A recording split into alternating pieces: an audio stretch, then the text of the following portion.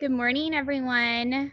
I am thrilled to have you all joining us for our May Clear Up the Chaos. I was visiting with Kyle and Amanda before you all joined, and I feel like every time we sit down to do this, I feel like we just got done with the last one. So time is definitely flying by, and I'm sure y'all can feel the same. But I am thrilled to have y'all here again joining us. We have 3 great topics that we're going to be visiting with each of you on today. And I have Kyle here, Kyle Heslin, and she's going to begin speaking on social media. So welcome, Kyle. Thanks, Elizabeth. So is it time to review your social media policy? First of all, if you don't have a social media policy currently, it's definitely not too late to create one, but it is recommended to review your social media policy every quarter to keep up with the constantly changing technology and the creation of new social networks. That might not be completely necessary, but an annual review would probably be best. So what is a social media policy? It's an outline on how an organization and its employees should conduct themselves online. You should have employees review and train on the social media policy during their onboarding so they're familiar with it straight going into their first day. And a good policy typically accomplishes 3 things.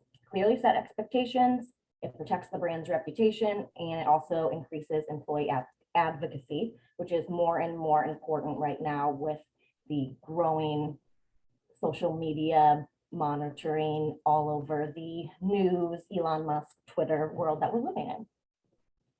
So what should you include in your social media policy? First, roles, official versus unofficial, and that basically means who can speak on the company's behalf.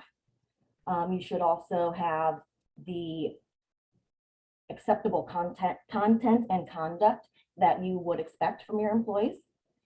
Any regulations, legal restrictions, and sensitive information. So that could be image usage rights or copyrights, or how to give credit to someone if you got research from them. A procedure for conflict and sensitive information. And it should also include a call to action for participation. You can let employees know being a representative of the company can build their social brand or their personal social brand. It can help recruit top talent, and it can also help drive sales. Some social media policies don't include who to contact for questions, but it is vital if something like a crisis or PR, PR mistake happens. If anything arises, it's good to have each contact information, email, phone number on who they should reach out to if they see something that might need management to get involved with. Policies relate to company-sponsored media, but can also relate to personal use personal use of their accounts if it relates to the company.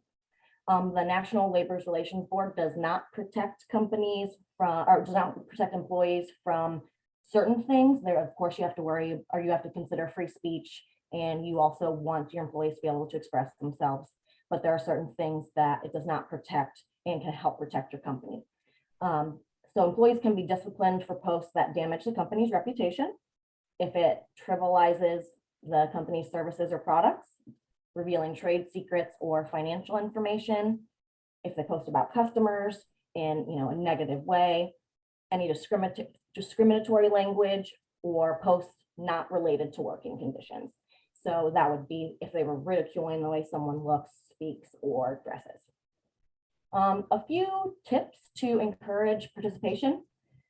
If you have a post that just went live, it might be a great idea if you have like a team chat, or just go make an announcement that you just posted great information on one of your social media accounts, and if everyone could go take a look at it, possibly share it, give it some recognition, that usually goes a long way, and it helps let employees know that there's a new post out there. It might also help if you encourage or request your employees to send post ideas to the company's social media manager. Every day I used to request my employees to send me any pictures that they might have, or great content ideas, or if there was, when I worked in a restaurant, if there were specials that I could post for each store, because we ran a couple different stores, and it would really help get all that information out to the public, and they really enjoyed having that constant everyday update on what they could get if they came in that day. It also might help to create a brand kit. So employees know, how to use your logo, what your company colors are, including even the little hex codes, so they can get that perfect hue at each time, the different fonts you use, your tagline, your core values, and your mission and vision statements. It's always a good idea to remind employees and media managers that you should ask permission to post photos of others. It's just a nice, conscientious thing to do, and they might not want their livelihood posted for the public. Transparency is also growing in importance. So that would be identifying, if an employee were to post on behalf of the company, to identify themselves as an employee when discussing the company or competitors. It's also important to let your employees know where this policy is. It should be in the handbook for sure, but also consider posting it on your internal communications, however you do that, or hanging it up somewhere at your place of business so that it can be seen when they walk in the door. And it's also helpful to offer just additional training. A lot of employees might love to use social media, but be a little nervous on how to do it. I know LinkedIn can be a little nerve-wracking for people who haven't tried it a lot. So there's plenty of resources online, or if you have your social media manager can provide the training themselves. It's really helped increase our employee advocacy. I can definitely say that. So that's a little bit about social media policies.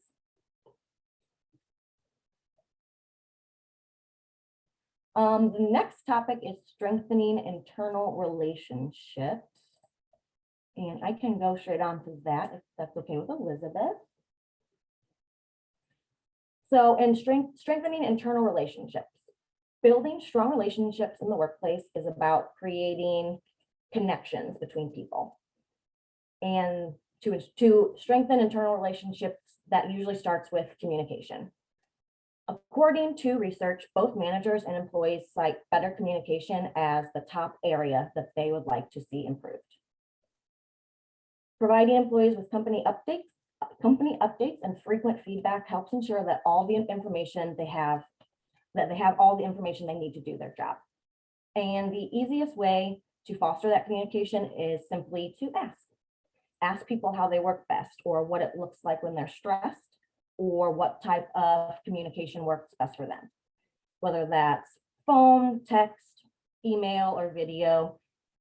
If they feel comfortable with the communication, it just helps it foster better communication throughout the entire organization. It also helps to make the effort to understand all of your departments and what they do. That goes from the top person all the way down to the newest hire. Knowing what each department does and the processes they use and why they use those processes can help make sure that there's not double work being done, and can help just make everything move a little bit faster. Meetings, it's also important to do routine check-ins, and usually that is done through meetings. It's up to the company to decide what works best for them. Is that a weekly meeting with the entire organization? Is it a bi-weekly? Is it departmental, or is it more one-on-one? It's also really important to be conscious of when you're scheduling these. If you have your weekly set meeting, that's to be anticipated. But if you're just something came up and it needs a little bit of communication through a meeting, then it's good to know what everyone's preferences are and how you can maybe help improve their work day and schedule. Something that's really interesting to think about is this manager versus maker schedule.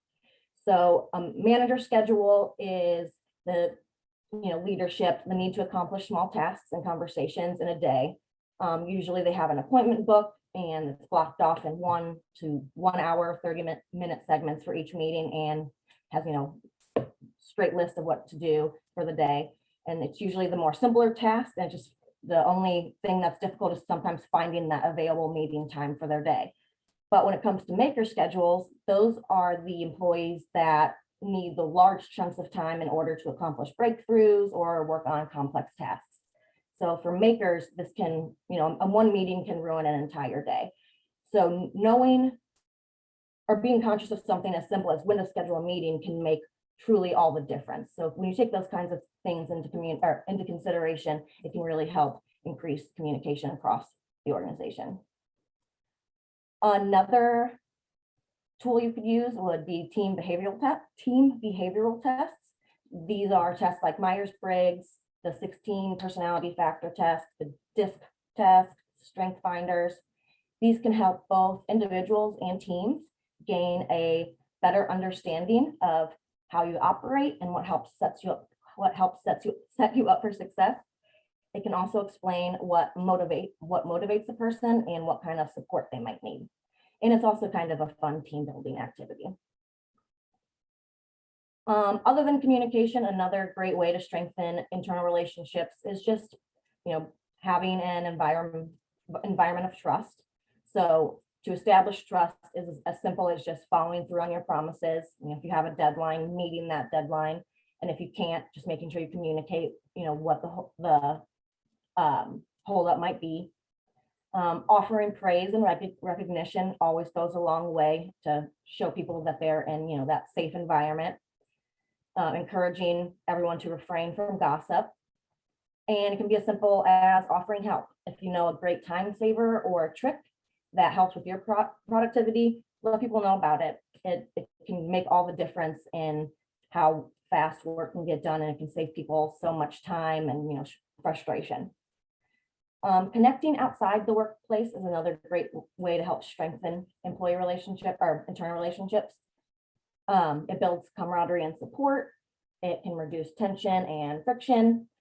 And if the time you spend with colleagues is 100% focused on work, it's what might be hard to form those stronger bonds. So some ways to connect outside the workplace could be happy hour, holiday parties, group volunteer projects, escape rooms. You can do those live, or you can even do them virtually if you have a remote team. Team lunches, again, you can just obviously do those in person, or if you work remote, you can set up one weekly time during the week to all get on Zoom or Teams and just enjoy talking about non-work things, even though that's most likely to creep in anyway. You can also host a company book club and have different people lead each discussions. The one thing I always try to do at the end of the day, and it's as simple as anything, is to just thank everyone as they leave. Just thank them for the work that they did. Know that they, I noticed how hard they worked and am truly grateful to have them on my team. So it's the small things that can make the biggest impact to strengthen those internal relationships. And that is all I have on that today. Well, in an unplanned move, I'm going to add a few things to what Kyle said too, just because the internal relationship, dynamic is so important. And then after that, I'll go into communication while on leave. So just a few things to kind of just expand upon what Kyle introduced. I would definitely agree with her that the number one piece of that communication is establishing that trust amongst and within your team, which isn't going to happen just because you're teammates, or even if you've worked together a long time. It doesn't necessarily mean that you're going to trust someone. As Kyle was mentioning some of the examples, we'll share that. So internally at Ironwood, we do professional book club. And I feel like every time I tell someone that, like, it sounds super cheesy, but it has been great on a lot of different levels. It's completely optional, and you could come one week, and then we do it every other week, but you could come one time, and then if you've got an appointment or something else to do the next time, you can miss it. We encourage people to come, even if they didn't read the book, because we're going to present enough information about the topic to hit the high points. So the last book that we just read was How to Say Anything to Anyone. And it was a really good topic and book. And I will say that is not the case for all of the books we have chosen before. But it's nice because not only we do it at lunchtime, but not only Is it like a lunch break and everyone has let their guard down just a little bit? But we are discussing professional topics. And so we go through and do a summary, and then there's always questions, like Kyle mentioned, just to try to get everyone engaging. It's not a forced engagement, but if you want to participate and ask, we try to get everyone involved. And in this last book, I'm getting to my point finally, there was a couple of key things that I thought were worth sharing that I shared last week with a supervisor group. And so I thought you guys might appreciate these as well. So there's two different strategies here I'm going to mention. The first one was the author really laid out and focusing on your communication with your team. So whether that be with your direct reports, whether that be with your manager peers, whether that be with your supervisors or the other departments. So this could work any which way. Again, one of the most important things would be setting the expectations. That understanding of what we will say to each other and how we will say it is different for everyone. And you can't just assume that the way that you would give feedback or ask for feedback or even communicate is going to be the same for everyone else. You can assume that, but it may be a less successful interaction. So there's these two different ways to attack these internal communications that they broke down. I'm going to go through both of them. Again, first one is setting expectations. And I'll tell you, at first glance, this seems very specific because there's 7 steps of having this, what might be less than a minute conversation, but it's easy to transition to it. So if you're having the initial, hey, I want to work on our communication, or maybe it's a new employee, someone new to the department, maybe it's just a team you've not worked with before, starting the meeting by stating your goal. And most of us probably do this already because we send out an agenda, or we talk to someone about what the meeting's going to be. But it is also one of those things that is easy to overlook at the beginning. We call a meeting, and halfway through, we've gotten off track and you can't even remember why you were in the room. If you very clearly get together and say, and regroup at the beginning, okay, we're having this meeting today because we want to develop and review our social media policy. So by the end of this, we want to have an outline, and then everyone's going to go back and read it, and we'll come back. That's an expanded goal, but clearly outlining what the goal is so that anytime you veer too far off track, you can swing everybody back. The second step would be setting expectations. So again, that could be as little as reminding people to turn off their phones if that is appropriate for this meeting. I completely understand sometimes that's not possible, but if that's turning off phones, if that's somebody needs to take notes or minutes to distribute to the group, but how are we going to treat this time together? Who's going to tackle what? Things like that. Agree on how you're going to work together. So again, that could be breaking down virtual meetings or miniature teams to break apart the different assignments. Anything that is going to affect how this process will carry out. And again, I know this sounds like a lot, but this is as simple as we're here to establish our social media policy. We'd like everyone to participate. Please put your phones away unless it's an emergency. We're all going to work collaboratively on this, and then each person will have an assignment. I mean, it can be 3 sentences. Step 4 is a really important piece, and it's also, I think, one of the main components in trying to build that trust. That's asking for feedback. And internally at Ironwood, in our meeting, we spent a lot of time on this, and so did the author, about establishing that relationship. And it could just be with your peer. Again, it could be a one-on-one. It could be me and Kyle having a discussion about teammates on the HR team. It could be a greater group discussion. But it's having that understanding with each other or asking the other person to give you feedback. And again, sounds silly. Of course, you're going to give feedback. But I can tell you one of the number one things that happens when someone calls Kyle or I or the rest of the HR team about an issue with an employee, one of the key things that we're going to ask at the beginning is have you talked to this person about it? It's a disciplinary conversation. Have these conversations occurred? Have you given them that feedback? By asking other individuals on your team for feedback, that again is going to be opening up those lines of communication. It's going to create a safe space so that they know that if they see something or have some ideas or constructive criticism to give to you, that you are open and receiving of that. And then hopefully that would also prompt them to also ask for feedback and create a safer space.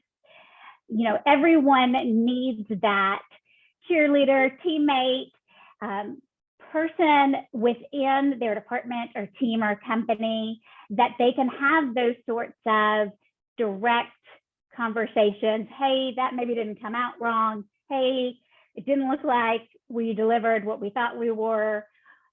Those sorts of things that we probably think 100 different times a day, but we don't actually share with one another. Now, don't get me wrong.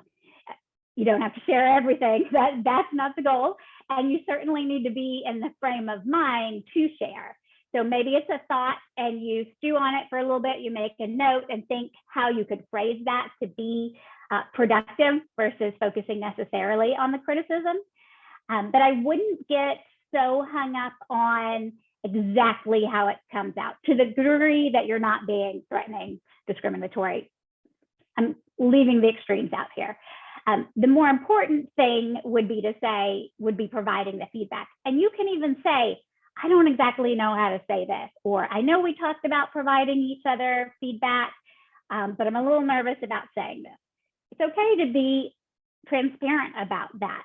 Again, as you're setting that relationship and those expectations, those initial conversations might look more like that. So again, you're going to ask for feedback, and then hopefully they are going to ask you for feedback. If not, you can then next step 5, directly ask them for permission to give feedback. I would say if you have caught them off guard with this conversation, they may not be able to give you that right away. And in fact, you might want to say, if you want to think about it, that's completely fine. I know I brought this up.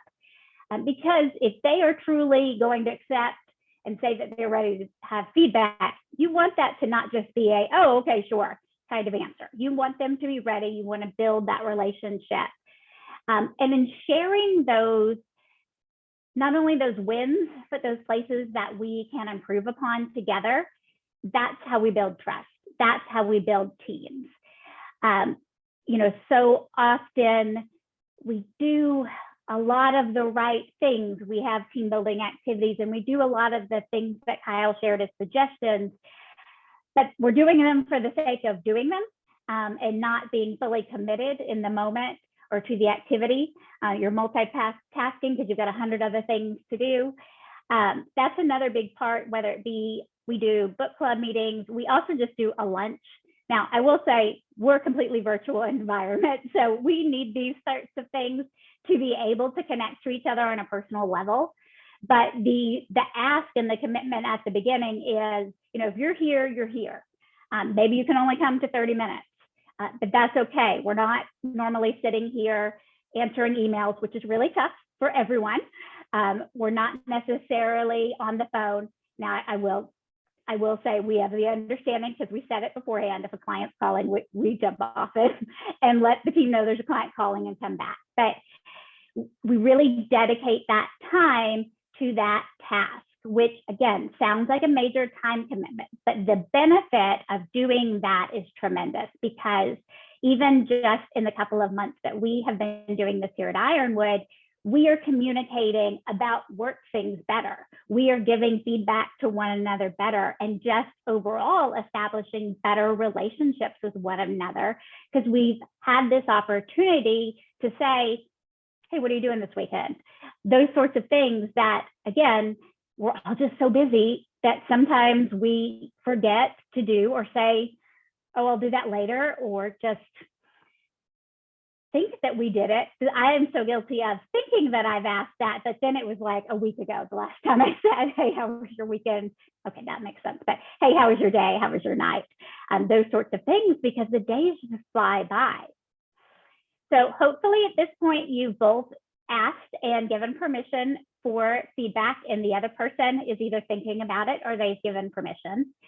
So then from there, you're going to agree on any roles.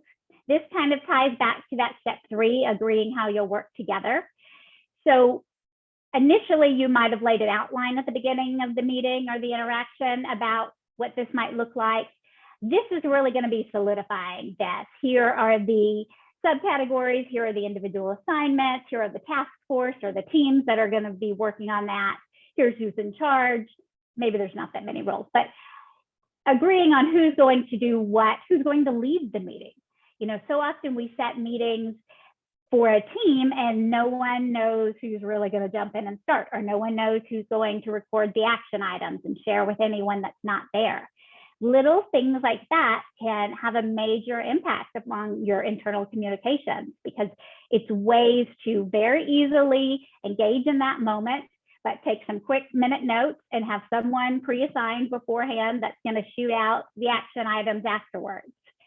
I would suggest, unless that's a designated role already, for someone, that could be a shared responsibility rather than always just assuming one person will do it versus another. Again, it may not be possible, the person presenting the meeting, or, you know, the key players, if it's a group that's presenting versus attendees, may not be able to be the note keepers.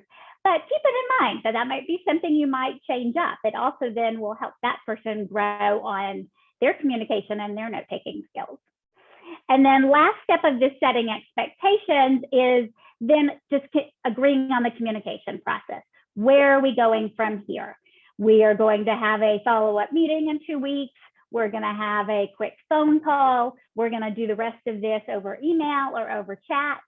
What are we going to do to move forward with this? Or is the project complete? We're going to check in on this in 6 months to a year. So again, it sounds like a lot of steps, but those 7 points could be less than 7 sentences when you really put them all together. But they are key to being productive in that space and being very clear with our teammates what we are trying to communicate. So that was the key points on setting expectations. And then the second piece that I really wanted to share with you, and we'll be sure to send the title and the author out afterwards if you're interested. It really was an enjoyable book and a good professional development opportunity. The second key part was a feedback formula. So let's say this all sounds good, you're on board, you want to strengthen your relationships with each other. You have asked and given permission to give feedback, but maybe you're still a little unsure about what that exactly means, or uncomfortable, or you don't want it to come out the wrong way. So from there, they broke this down into a feedback formula, feedback formula, and they broke this down to 8 steps. Similar ideas, the expectations, in that this could be less than 8 sentences. It's just making sure to hit these points to be a successful conversation. So first one, introduce the conversation. Again, hey, do you have time for this? Hey, do you have a few minutes to chat? Maybe it's right after the meeting. Hey, do you want to go recap in my office? Or again, it could have been part of the formal action items. We're going to touch base on this in a week. Let's say it's not going to be a formal after meeting. Let's say Kyle and I attended a meeting and something came up during the meeting and Kyle wants to give me some feedback. It might be just as simple as, you know, hey, can we chat about this later today? Or I caught on something I thought might help. It can be a sentence. Then you're going to state your motive. So again, just in case it's not very clear that you're about to provide some feedback, you're giving them some cushion as far as, I noticed this during the meeting, or remember how we talked about giving each other feedback if it's the first time, or maybe a couple of times you're having conversations. I wanted to share something that I noticed, but I want you to know that it's coming from a good place. So from there, you would describe the behavior that occurred. So maybe that would be something as simple as, you know, it felt like you were getting frustrated in that meeting. That's the first thing that came to mind, but hopefully that's not what comes up the most often. But maybe it was, oh, it seems like that meeting got off track. How could we get this back on track next time? Or how could we set different rules so people are engaging during the time? Again, just you've introduced the conversation. We've stated our goal. Here's what I saw when we just went through this together. And then here was the impact or result, step 4. Here's what happened because of X, Y, Z. So then at that point, you two are going to talk and discuss amongst yourselves. You're going to make suggestions and requests for how to move forward. So again, this could be something as simple as, you know, if it feels like we're getting too far off track, maybe we have a key phrase that the other one jumps in and supports the other one as far as getting us back to an agenda. It doesn't have to be that formal, but it could just be an agreement, you know, next time let's try this, or let's try to do better about this. You are then going to agree on that, agreement on next steps. That could also just be as simple as, hey, if you have any questions, give me a call. This doesn't have to be a formal follow-up meeting, but it's going back in that expectation. It's setting those action items, if you will. Here's what each of us are committing to do in less formal language. And then the last step that they suggested was saying thank you.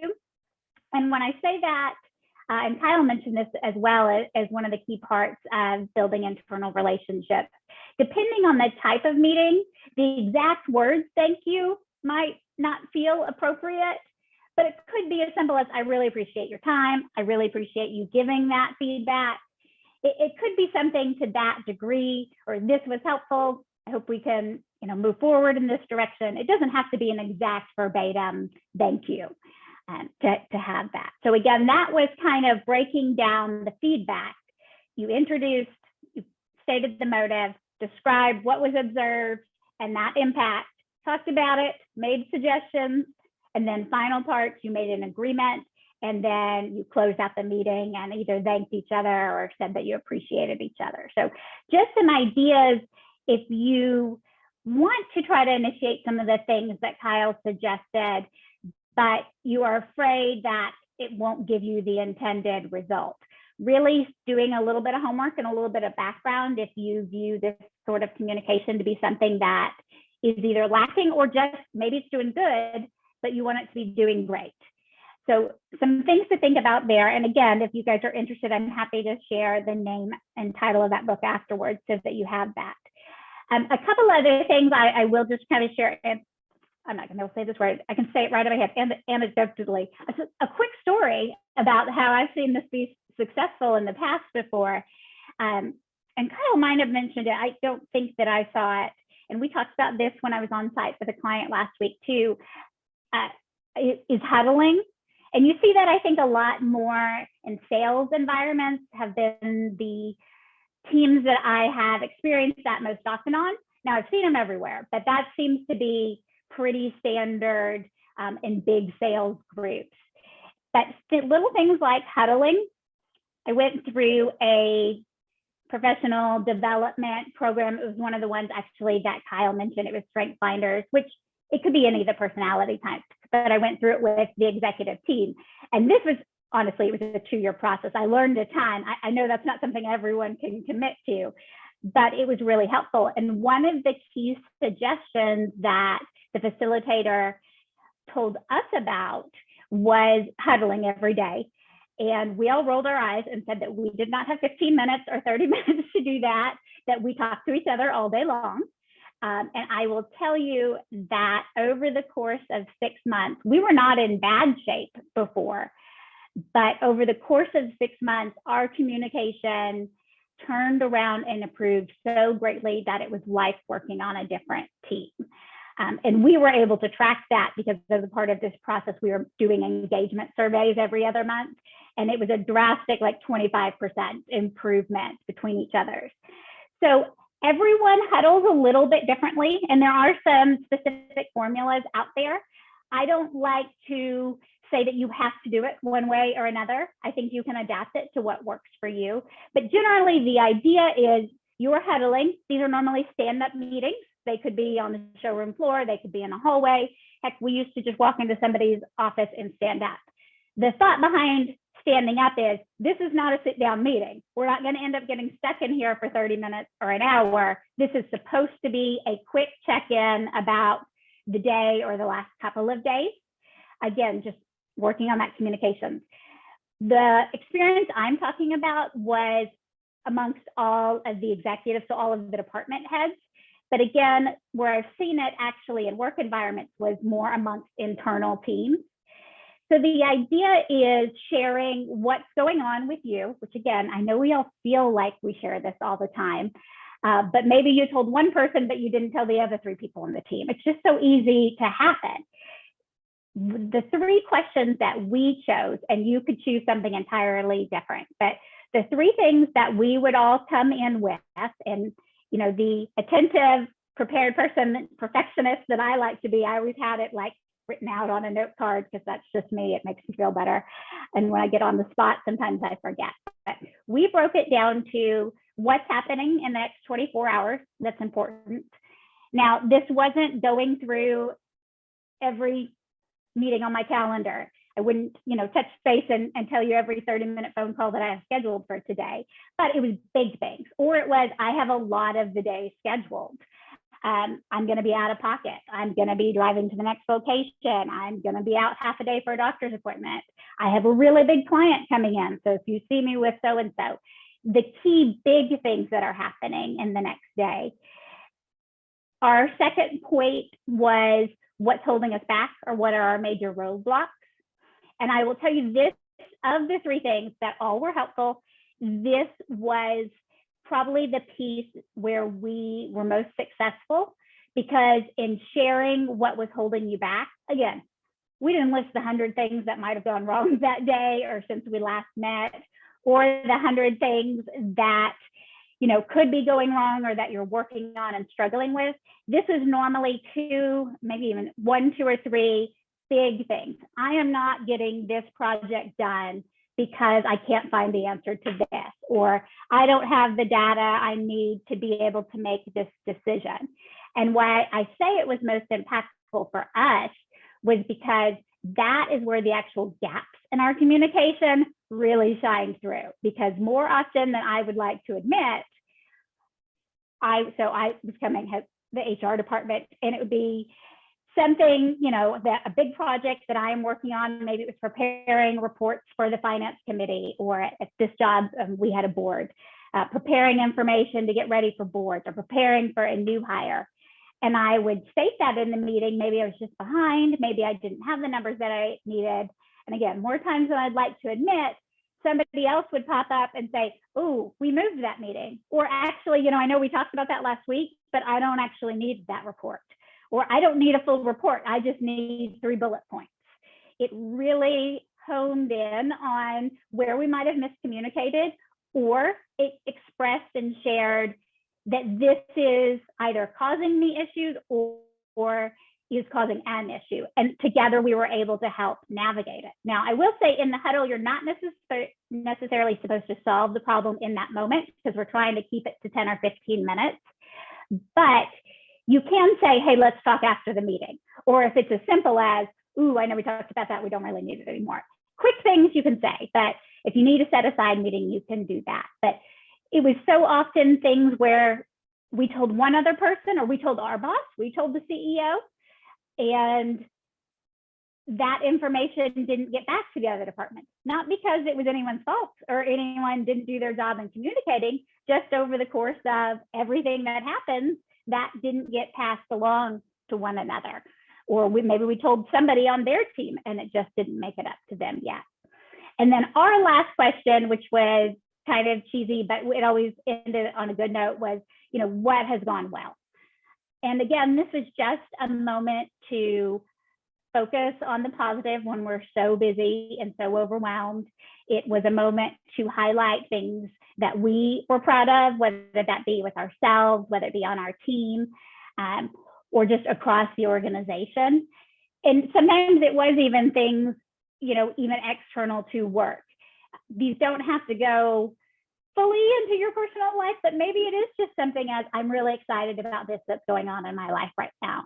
That wasn't our focus, but again, it built that strength and that trust and that relationship.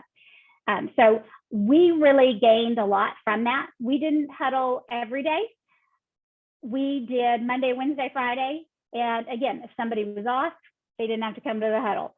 We tried to always have the huddle and not, have it be a meeting that you just schedule another meeting over. But there was the understanding that, okay, so every now and again, we're going to have to either move the time or not be able to come to the meeting. It was helpful for us. Like if I couldn't come, if I had a major meeting or an appointment with another employee, I did try to send my information, whether it be over email or with another individual on the team.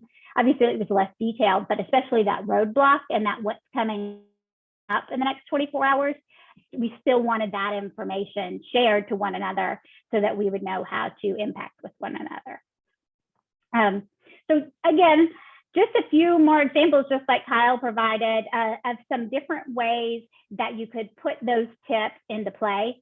This certainly isn't all of the reasons or nearly even scratching the surface of ways that you could strengthen those relationships, but it's a few different ideas that even if you couldn't necessarily commit to huddling every day, maybe it's once a week, or maybe it's at the beginning of a management meeting or a team meeting that you tried to do. But if you do try it, I would suggest committing to it for a period of time, because the beginning is going to be awkward because people don't know what they're going to say and share. But slowly you will see people opening up more to each other, engaging more together, and then not only communicating better during that meeting, but communicating overall the rest of the time more effectively as well. So there's a few more ideas there. And now I'm going to transition to communication during leave. So a lot of times, I think we've mentioned this before, in the behind the scenes with us and Elizabeth, we try to come up with topics that are really relevant to you guys. What have you guys been calling and asking about? Or maybe like Kyle mentioned with the social media, that was highly in the news lately. So we were trying to apply that. But we really wanted to add this communicating with employees during leave, because that comes up a lot on our calls, even if it's not the reason for the call. The reason might be something else entirely, but this lack of communication or trouble communicating ends up coming out in the conversations about how to move forward. So I'm going to go over a few of the major types of leave and the communication strategies and techniques and expectations for each of those things. That being said, I know that we are just, because I'm going to start with FMLA. We are not deep diving into FMLA. We're just talking about the communication, and it's easy to squirrel and have questions the other way, but that's what we're focusing on today. But doesn't mean we can't talk about any of these other things in the future. But when having any sort of leave of absence, this could be FMLA if it applies to you. This could be employees that maybe have had a temporary disability or have developed a disability and are out of the office with that temporarily. It could be workers' compensation situations where the worker is outside of work. Those are the big areas that we're going to focus on. It could also apply to what USERRA, which would be military leave. We have less questions about that, so I'm not going to go very far into detail today, but if that does come up, that is an entirely different fun set of regulations and rules, and you're welcome to reach out to us about that. But it's important to note that, one of the key things before starting a communication plan is knowing which of these statutes apply to you. So some of these we're going to have state guidelines. Some of these are going to have federal. So if you're thinking ADA or FMLA, there are very clear federal regulations about what needs to occur. Whereas something like workers' comp, although there's a lot of similarities state to state, there is specifically some differences and nuances here in Texas versus the other states. So just to kind of say that up front, you're going to want to establish what applies to your situation. So again, if you call Kyle or I, one of the big questions we might ask at the beginning is, remind us how many employees you guys have, and are you all in this state? Because a lot of times these regulations are broken down by size of company. And again, as I was mentioning, whether it's state or federal. So it's also possible that more than one thing could apply. It could be both FMLA and ADA, or it could be a unpaid personal leave of absence and ADA. It can get confusing, admittedly, but the key points to remember when we're talking about the communications are what we're going to focus on today. So I know I said that, but I'm actually going to start talking about FMLA now. So a few things that come up most often. We see both versions of this. The first would be an employee has gone out on FMLA, and I am going to use the most generic example of an employee having a baby because that's just the easy thing that you can use an example, because most often you know generally when that's going to happen. So let's say an employee is going to go out on FMLA. A lot of times the first encounter we'll see, or thing we'll discover while having these conversations, is that they are fully out on leave and we're asking them to do work. The solution to this can be to the extreme, or it could be anywhere in between. I have been at companies where if someone went out for a defined period of time, let's say a longer period of time, 12 weeks, they made them turn in their laptop, they shut off their email, they shut down all ways for them to maybe be working while they were out. That might happen. I see that more with bigger companies. And the reason that is because we don't want it to look like we're forcing them to work. This is federally protected time off. And so we want to honor that. That being said, especially if it happens sooner than was expected, or even let's say it was a surgery, not a pregnancy, if it lasted longer than expected, it's okay to touch base with that employee about some basics. But by that, I mean, where is this? Do you have a list of contacts, somewhere in the system? And even then it might be shooting a message, hey, when you can you give me a call about this? These should be very brief conversations, and they should be gathering information from them because the timeline was unexpected. You don't want it to be asking them to make calls or asking them to work. You certainly don't want to ask them to come into the office or out into the field if that's what applies. But you do want to keep up this communication consistently. And this is what you'll see across the three topics that I'm touching on, is as much as possible, you want to have a plan at the beginning. So whether you are doing zero communication because they're turning in their laptops, or whether you're doing it and have the understanding that they are going to just continue not working while they're out on leave, you need a plan. So again, pregnancy, a little easier because you at least have a due date, you have a range. And when you are completing that FMLA paperwork, you're going to use that due date. At that time, you're going to ask the employee how long they anticipate being out. I would say have that conversation, don't guess, because again, depending on whether it be your leave policies or your other internal expectations and the family situation, that could be 6 weeks, that could be 12 weeks. We don't know. So when do they anticipate coming back? I say that, and I caution that that date might change. Something in the situation of any surgery, of any medical illness could change, and you may have to update that paperwork. But having that date range down on the paperwork that you and the employee both have clearly says, this is when the FMLA starts, this is when the FMLA is going to end. If those dates end up changing, a suggestion I have for you is you don't have to necessarily redo the form.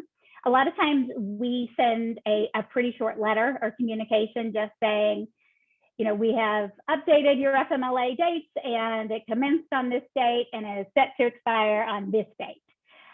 In that letter, we also normally remind them of things like how we would like them to communicate. Again, I've cautioned you a little bit about you don't want to make them communicate too much, but a common expectation is, once a month, maybe we're going to check in and just make sure we're still on track for the return date. I tried to preempt employees when they're going out for surgery. And I would always just say, just so you know, in about a month, you're going to get a text message from me, and it's going to be, give me a call when you have a few minutes to touch base, so that we could just, everything going okay, you're not having any problems with disability insurance or insurance, anything else. We're still thinking you're going to be back on this date. But we lay that out in the letter that we expect to check in once a month, before the return. And then we also lay out the expectation as far as health insurance premiums. So while they're on FMLA, if they have benefits, they are going to continue to have the same benefit arrangement. But if they aren't receiving a paycheck, they're not able to automatically pay their portion, because you can't just direct deposit if it's a zero paycheck. So it's communicating, if you are going to maintain your benefits, we need a check by the 1st of the month, or if you pay, I've seen every date. Sometimes people need it by the 20th of the month because it's for the following of the month, but we need this from you by this date to continue your health insurance premiums. But setting those expectations on the front end will save a lot of work down the line. And we do that in letter form. That could be a conversation. If you do a conversation, I would encourage you to either make sure they are taking notes, or that there's a follow-up email, because it can be a lot. You also, whether it be in that meeting or just in general, it's a good idea and a good reminder that you need to have emergency contacts current for individuals. And you also just need to have their names, phone numbers, and addresses current. Again, if you know they're going out ahead of time, you can double check that, when you're going through the paperwork. But if something happens and unexpectedly someone is out, you may not have been able to prep that. And that's just because, we need a person to get in touch with in case, hopefully not, in case we're not able to get in touch with that employee.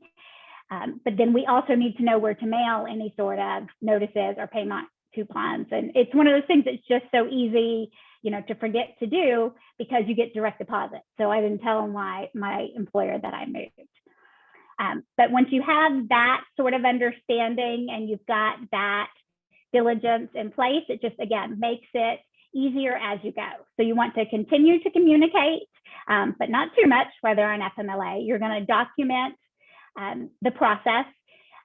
Normally, I send a letter at the beginning, and then about 30 days before they return. I don't normally send a letter in the middle. That's just a phone call. About 30 days before I return. It could even be 2 or 3 weeks, but it's essentially just confirming we have you set to return on this date.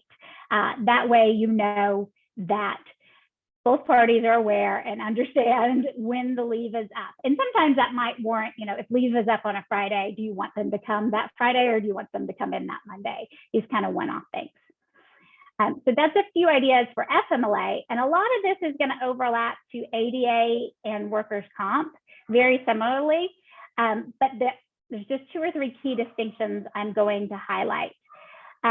With ADA, and in talking about the communication and maybe the need for time off, I want to remind you that to be eligible for this, the employee does not specifically have to say, hey, boss, hey, HR contact, I have a disability and I might need an accommodation.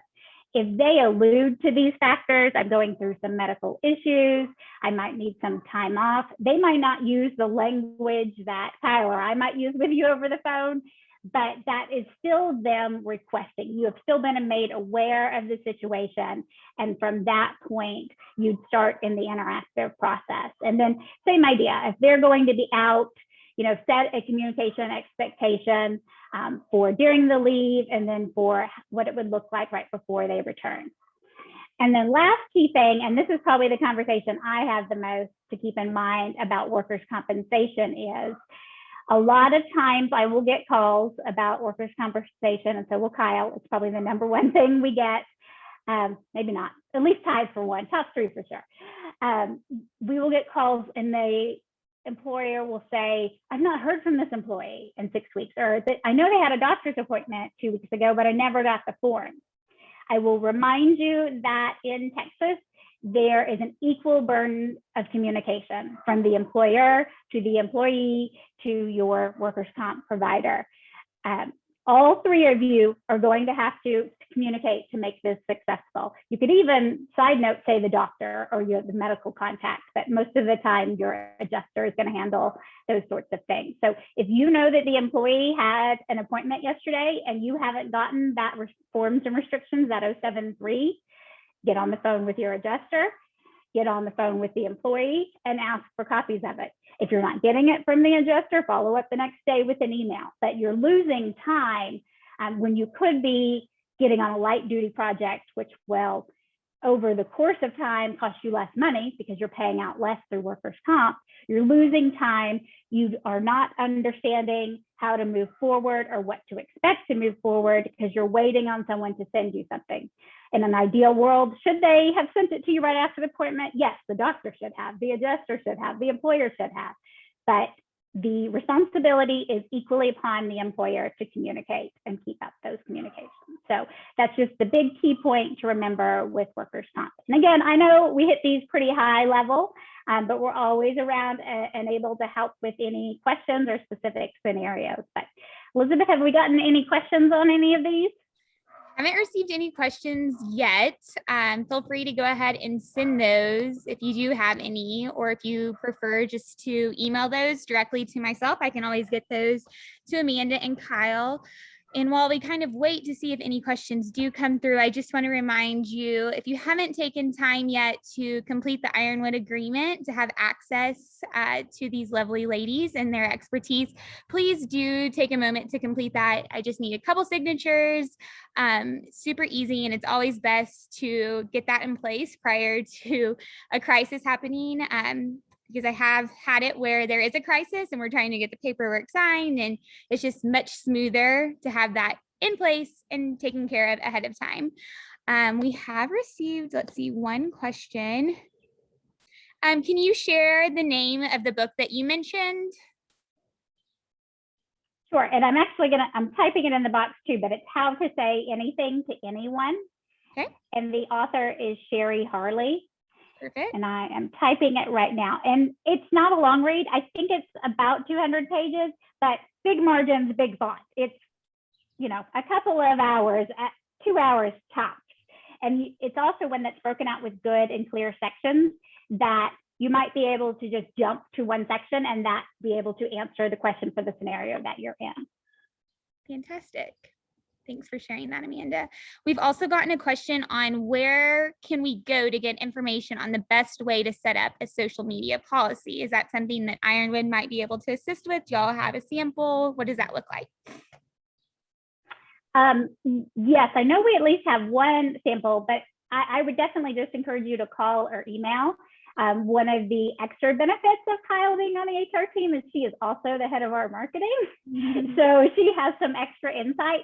But we do have a sample policy I know that we'd be able to share, but you can also call or email in and we can talk through any specific questions that you might have. Fantastic. Fantastic, fantastic. I know the summer months are going to get crazy and busy, but I do want to remind everyone this opportunity does take place once a month, the second Tuesday. So our next Clear Up the Chaos will be taking place June 14th, same time, same place, 10 a.m. And this is always available via a recording as well. So if something does come up, if you're on vacation at that point in time, you can always access this at a later point in time. So that is an added benefit. And if you do gain things from it, feel free to share it within your organization as well. So I haven't received any other questions. So y'all did a great job covering all of that. And I will send out the recording in a follow-up email along with the Ironwood agreement if you haven't had an opportunity to complete that yet as well. But wishing each of you a fantastic week. And a friendly reminder, I'm always around. You can always shoot me an email. And I will talk to y'all soon. Thanks, ladies. Thanks. Bye.